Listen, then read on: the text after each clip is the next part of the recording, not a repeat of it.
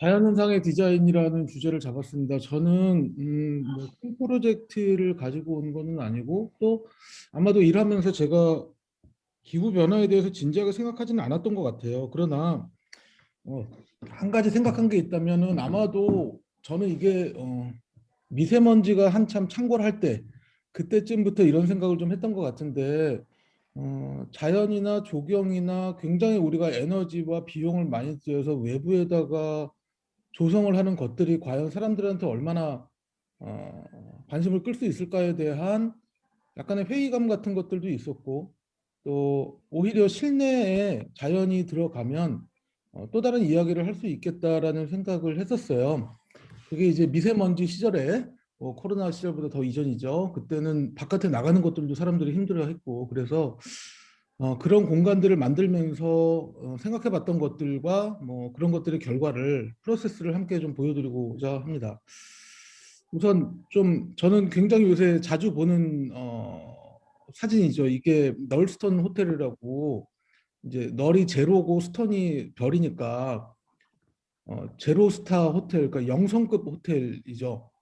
그러니까 남들은 어, 이 호텔 이름이 널스톤 호텔인데 다른 회사, 다른 호텔은 뭐 7성급, 8성급 이렇게 가는데 자연이 최고의 럭셔리다. 우리는 별에 신경 안 쓴다. 뭐 이런 마케팅으로 스위스에서 굉장히 인기리에 예매되고 있는 호텔이라고 해요.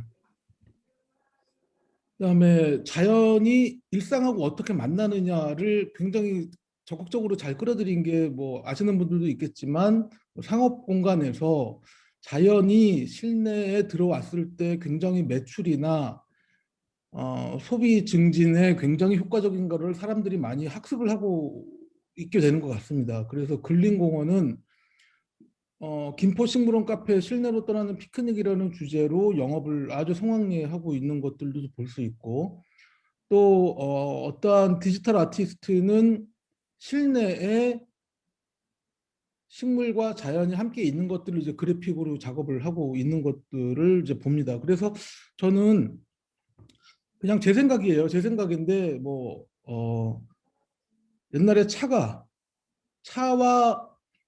차와 일상과 노는 것과 워크플레이스가 함께 연동되는 시대가 옛날의 시대였다고 하면 이제 워커블 디스턴스 안에서 이 모든 것들이 이루어지는 게 또 최근의 추세라고 하면 앞으로는 자연이 중심이 돼서 자연이 코어가 돼서 리브 워크플레이가 함께 이루어지는 바이오필릭 커뮤니티가 되게 중요하게 생각이 될 것이다 앞으로. 즉 우리가 되게 그런 것들을 많이 생각을 해야 될 거라고 생각을 해요.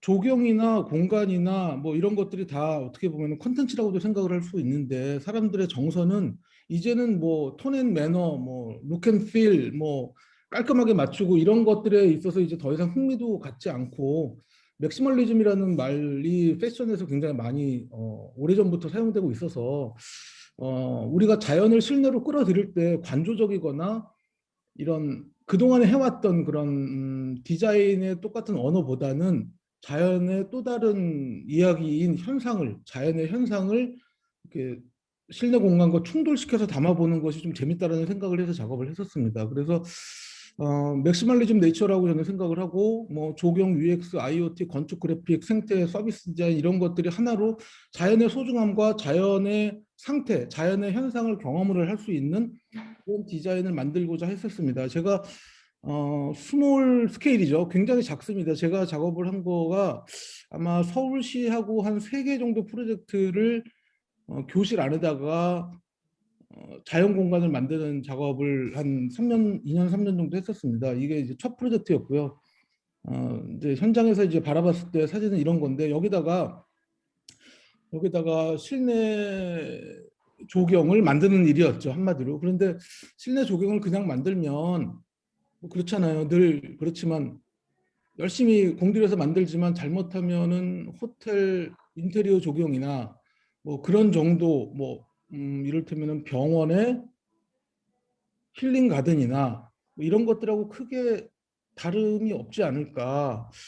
그 모양을 가지고 디자인을 하는 것보다 다른 것은 무엇이 있을까 그런 생각들을 했어요. 이거는 제가 아마 이렇게 하면 나오나?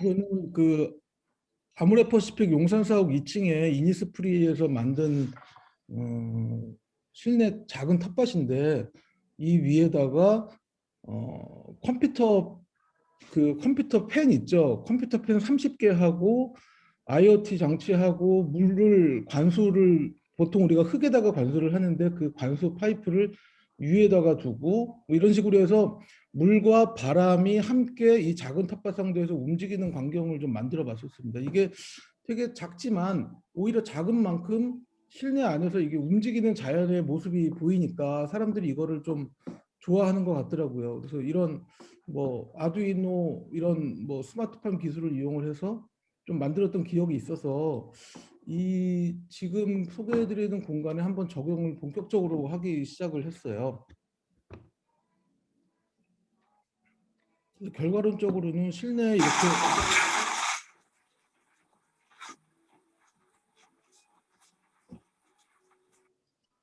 실내 천장에서 이제 비가 불규칙적으로 랜덤하게 떨어질 수 있는 설비를 이제 천장 위에다가 올렸죠.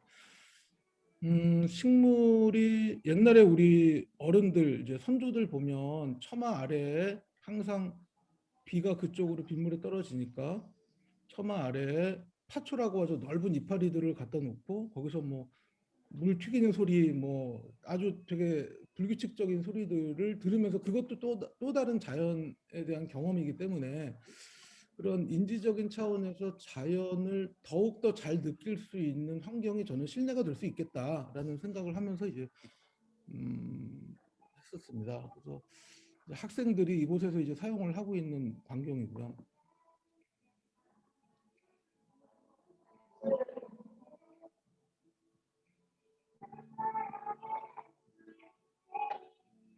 연출자 빨리 연출자 너로. 안녕하세요. 뭐 이렇게 물 주는 공간이 좀 교실 안에 함께 있고, 아이들이 그냥 물 주면서 스트레스도 풀고 그러면서 식물에다가도 물도 주고, 그게 그냥 여가가 될 수 있는, 그러니까 자연을 가지고 경험을 하거나 소비하거나 하는 여러 가지 그 지점들이 있을 텐데, 그런 것들을 많이 되도록이면 많이 집어넣으려고 했었어요. 그래서 우리가 그냥 수사적으로 자연을 경험을 한다, 자연을 벗삼는다라는 말들을 하는데, 그런 것들을 어, 풀로만 놓는 것 외에 그것을 기초로 해서 또 다른 경험을 만드는 장치들을 좀 찾아보려고 했었습니다. 그래서 아이들이 1년이라는 기간 동안, 학생들이 1년이라는 기간 동안 이 교실 안에서 어, 있는 저희의 디자인된 공간들이 성장 플랫폼이죠. 아이들도 어차피 1년 동안 성장을 하고 식물들도 함께 성장을 하기 때문에 그런 식물 성장하는 경험을, 식물을 키우는 경험이 이곳에서 일어날 수 있도록 만들었고요.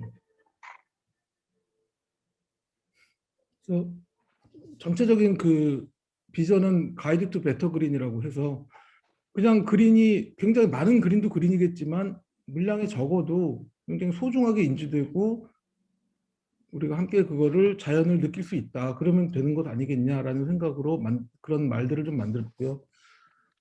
핵심 가치는 그로스 플랫폼을 기초로 해서 자연을 경험만 하는 것, 그다음에 자연과 학생들과의 상호 작용을 통해서 교감을 만드는 그런 컨텐츠 공간을 만들었었죠. 뭐 기후 변화와는 크게 연관성은 없는 주제여서 제가 말씀을 어디까지 정확하게 드려야 될지 모르겠지만, 우선 뭐 시드 페이퍼로부터 시작을 해서 씨앗을 발화시켜서 그것을 키우고 그것이 화분으로 분갈이가 되고 분갈이에서 커진 것들이 아까 비가 막 내리는 그 숲 안으로 옮겨 심는 그런 과정들을 이제 함께 하게 됩니다.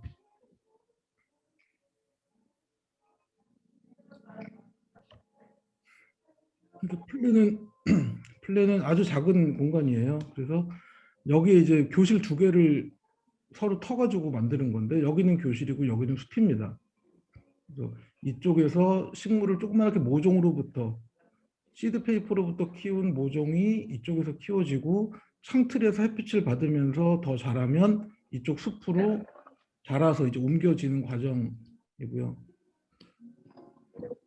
이제 그를 위해서 아까 보셨던 이제 빗방울 관수 설비를 좀 천장에다가 올려놨고 벽에서부터 이제 물이 이렇게 흘러내려올 수 있는 도랑을 만들었습니다.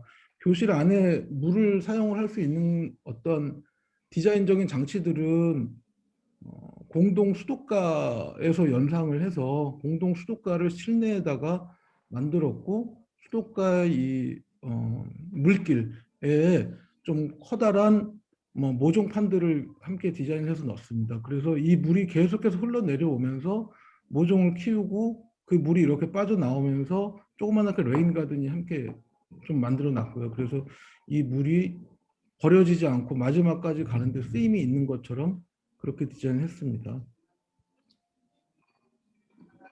말씀드린 것 같은 이런 파종해서 모판을 만들어서 이 식물들이 커지는 것들이 이제 이곳에 이렇게 위치되고요. CD 페이퍼를 아이들이 이제 만들어서 이제 이런 것들로부터 이런 모든 활동들이 시작이 되는 공간입니다. 당연히 요즘은 식물만 식물이 아니라 뭐 여러 가지 작은 소품이나 가든을 위한 재료나 자재나 이런 것들 또한 함께 거대한 맥락을 구성을 하는 것이기 때문에 함께 이런 것들을 저희가 MD까지 진행을 했었고요. 그러면서 이제 로고를 만들었습니다. 마음풀이라고 하는 프로젝트라고 이름을 지었고요. 마음속에 풀이 자란다, 뭐 마음을 풀러간다, 마음을 뭐 어떤 것으로 가득 채운다, 뭐 이런 뜻이고. 그래서 아티스트랑 함께 이런 VI죠, 비주얼 아이덴티피케이션 그래픽 작업 함께 해서 공간 안에서 함께 설치되도록 했습니다. 아까 말씀드렸던 수도가고요. 그래서 수도가가 보통 이제 저는 이제 수도가에 대한 추억이 굉장히 많이 있어서 수도가에서 이렇게 식물들을 키우고 번식시키고 숲으로 가지고 가되 여기서 사용하는 물들이 하수구 쪽으로 이제 떨어질 때 물을 좋아하는 식물들이 한 번 더 자랄 수 있도록 그런 공간을 만들었었죠. 실내 광경입니다. 지금 이렇게 물길이 가는 작은 수도가에서 씨앗들을 자라게 했고요. 그런 것들을 좀 디자인을 했습니다. 그래서 작은 공간이어서 뭐 더 디자인을 뭐 할 게 없나 싶어서 뭐 수도꼭지 하나 정도는 황금 수도를 만들어 보고 싶어서 이렇게 을지로 돌아다니면서 아저씨들하고 이런 작업을 했던 게 좀 재밌었던 것 같고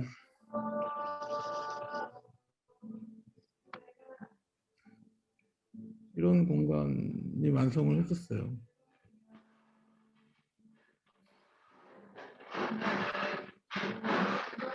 학생들이 좀 자연을 소중하게 여겼으면 좋겠다라는 생각에서 뭐 이를테면은 각 공간들의 이름도 학생들이 좀 아이들이 좋아할 만한 이름으로 만들었었고 여기가 아까 말씀드렸던 이제 모종을 키우는 자리죠.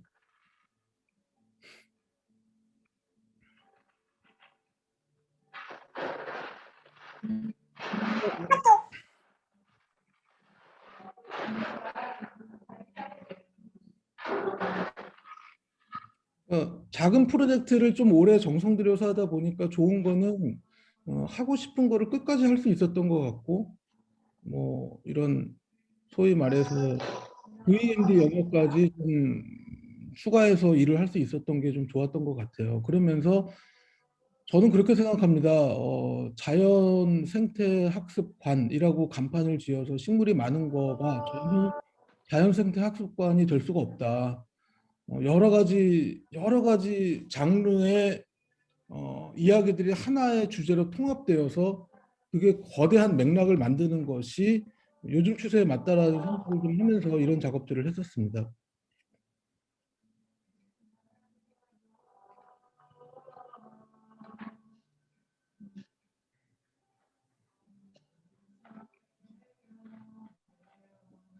아까 보셨던 시드 페이퍼들이고요.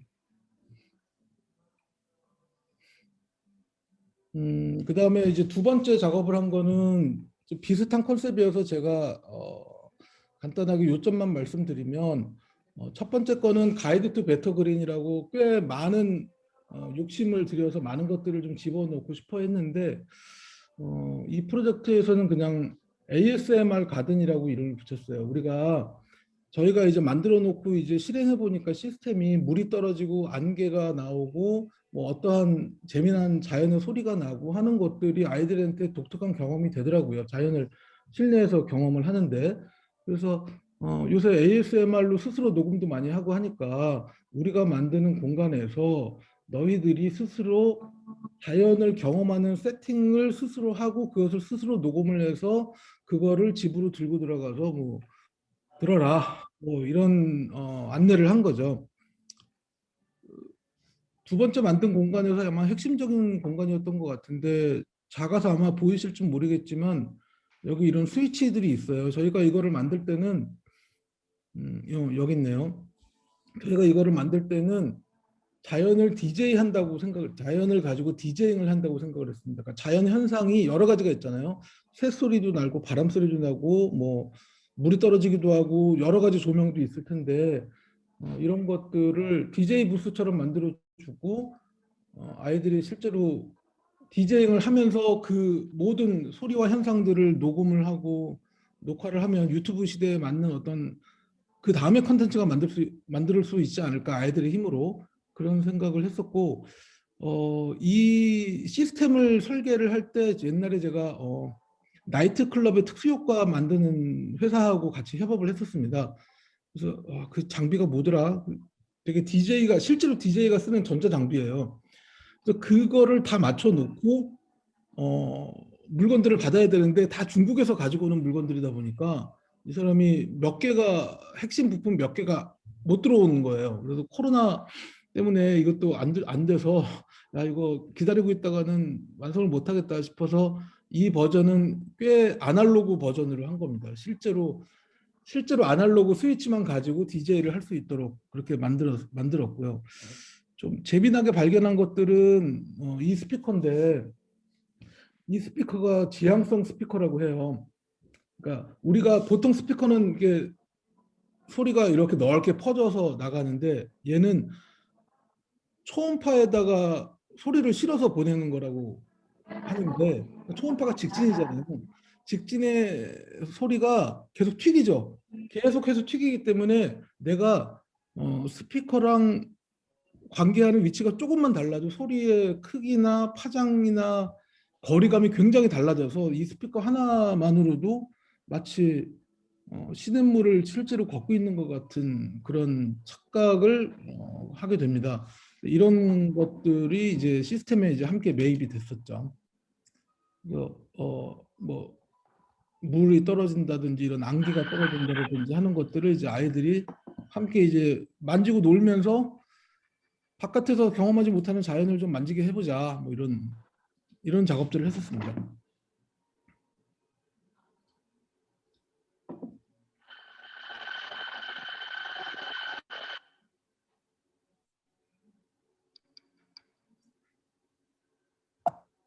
네, 이런 일을 했었고요. 뭐 나중에 궁금한 거 있으면 질의응답 때 또 더 상세하게 말씀드릴 수 있도록 하겠습니다. 이상 마치겠습니다.